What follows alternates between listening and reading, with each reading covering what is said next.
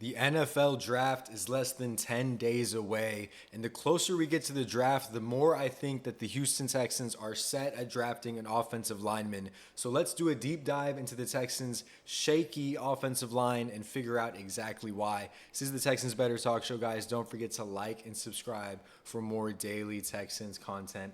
And let's get into this, and it's only right to start the video off with perhaps the most shocking news of all of the postseason, much less just the Texans, much less the Texans' offensive line, and that is the Laremy Tunsil trade. The Texans traded Laremy Tunsil and a 25th fourth-round pick for a 3rd and 7th this year and a 2nd and 4th next year.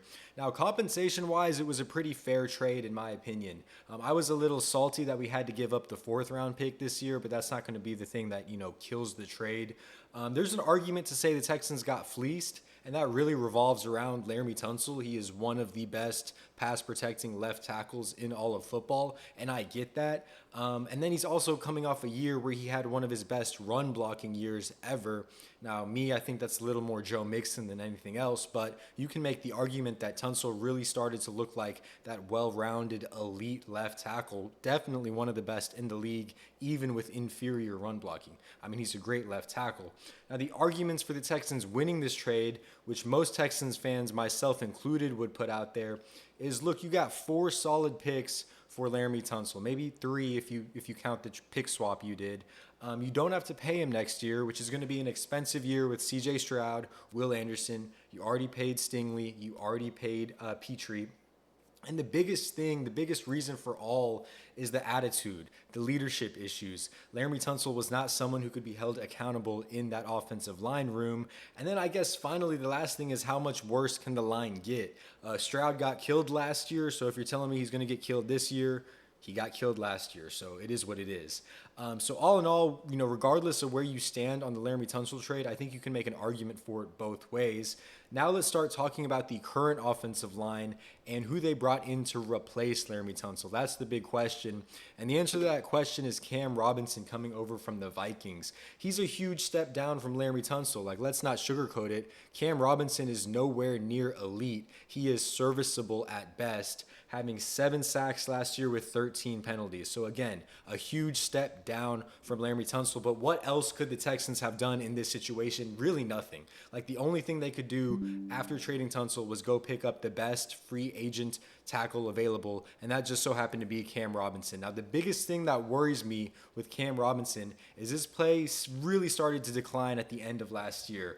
There was the playoff game with Sam Darnold. A lot of those sacks Sam Darnold took were Sam Darnold's fault, and some of them were Cam Robinson's fault. He did not play well towards the back half of the year. And I got news for you guys, 13 penalties. I mean, you're not snapping your fingers and getting rid of penalty issues. Cam Robinson has penalty issues, not as bad as Tunsil because no one in the league was as bad as Tunsil, but they're still pretty bad. So one last comment I'll make about the Cam Robinson signing is they do not trust Tytus Howard to play left tackle. And by they, I mean the Houston Texans. Look, Tytus Howard is getting paid like a left tackle. We'll talk about that later. But they are not ready to see Tytus Howard play that left tackle spot. That's the reality. That's why Cam Robinson's getting paid $12 million a year. Cam Robinson will be the right tackle for the Houston Texans this year.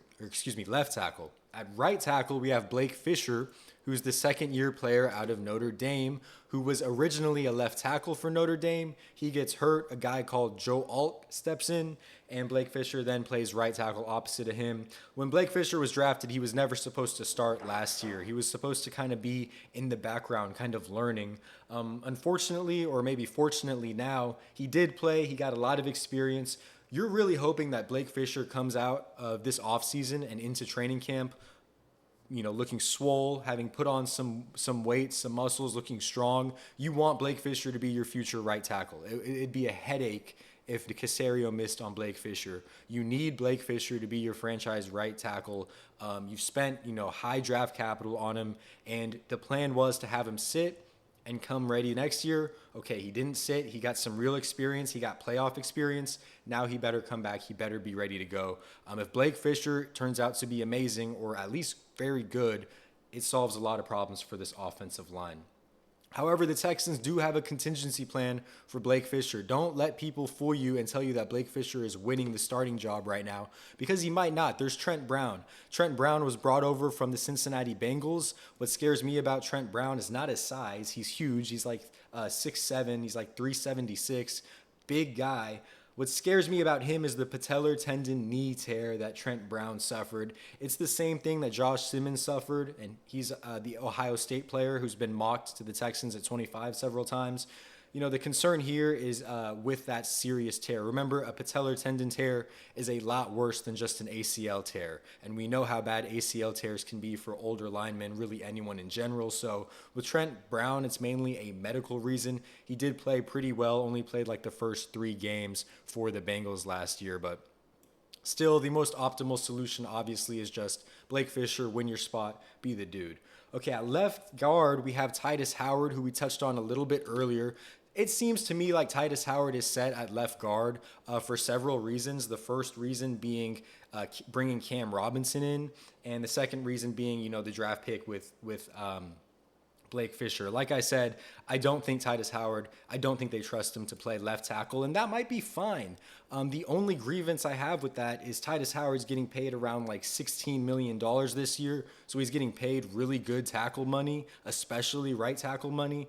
But, you know, you're going to have to play him left guard. In 2022, he was able to shut down Chris Jones at that guard position, so I like that. He's a serviceable guard. He's not horrible. He's just getting paid like he should be a tackle, and that goes back to really that dumb extension the Texans gave him. But other than that, you know, it is what it is. And I guess here's where I'll mention the other 2 additions in Laken Tomlinson and Ed Ingram. Now, for me, I kind of want to start with Laken Tomlinson on the left in the Seahawks jersey, mainly because I think he has the best chance of starting. Laken Tomlinson was once a Pro Bowler. He played left guard next to Trent Brown, so that might have helped him out a little bit. But last year at Seattle, wasn't great. Seattle had one of the worst interior offensive lines in all of football. It was constantly ranked, I think, second worst or first worst. It was ranked worse than the Texans, if that tells you anything. So yeah, not great. The positives with Tomlinson are DeMeco and him cross paths in San Francisco. DeMeco likes his work ethic, said he's old school.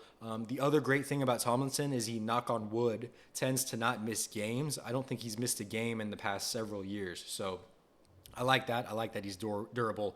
Now let's talk about Ed Ingram. Ed Ingram's the only player you traded for, so you didn't just pick him up in free agency. You actually traded for him. You gave up a 2026 6th-round pick. He's been somewhat of a bust in Minnesota as a second-round pick. He hasn't really panned out.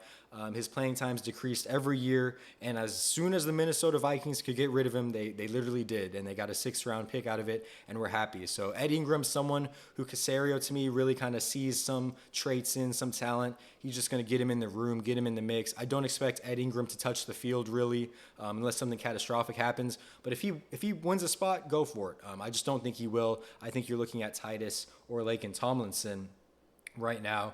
But now let's move on to center, who is Jarrett Patterson. Now, Jarrett Patterson, the 6th-round pick from 2023.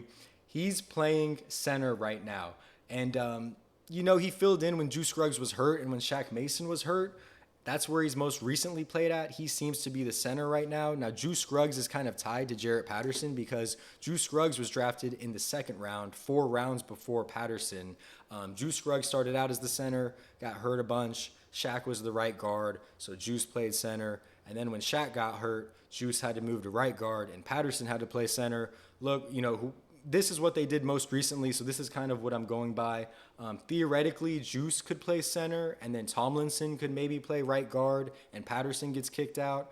But, I mean, Patterson's fine at center. I haven't noticed a huge difference between Patterson and Juice. Like, at the end of the day, it's the center spot. I'm not going to be, you know, I'm not going to be worried about that too much. I'm more concerned about those right guard spots. So that kind of concludes the offensive line deep dive. There you have it. That's the offensive line as of right now with backups. That's what it looks like if I had to roll my, put my fingers on it right now. But now let's talk about the draft. And that's really the exciting part because I think O-line might be set at 25. I mean, the thing about drafting O-line at 25 is if you told me this was the last season ever for the NFL, I will tell you to draft a guard because you don't really know. Tytus is a little shaky there. Juice Scruggs has an injury history. Maybe you want Juice Scruggs at center and you want Patterson out, kick the 6th-round pick out, put like Tyler Booker there. I would tell you to pick a guard. But we know that's not true. We know that the NFL, it's all about planning for the future. And we know about positional value, which gets thrown around all the time. Pick a good position at a high, 1st-round draft pick. The reality is tackles are much more valuable as a position than guards are in the 1st round. So maybe you say, you know what, I don't want Tyler Booker.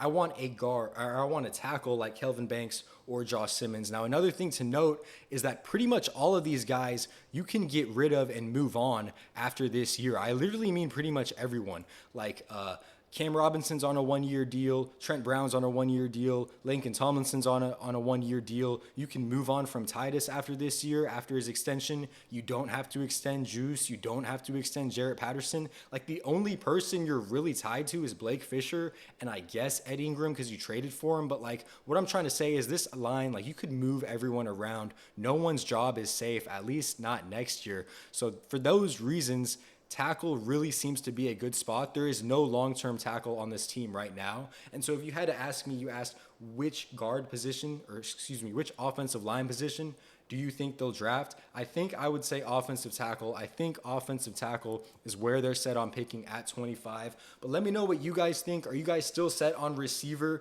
I definitely see the appeal with picking a receiver. I just think there's potential for a really good tackle to fall at 25 and not as much potential for a really good wide receiver. So ultimately, I think it will be a tackle, although I do know the Texans love Tyler Booker, and I could see Tyler Booker as well. But let me know in the comments, who do you think they're going to pick at 25? I will see you on the next one. Don't forget to like and subscribe, and peace out, guys.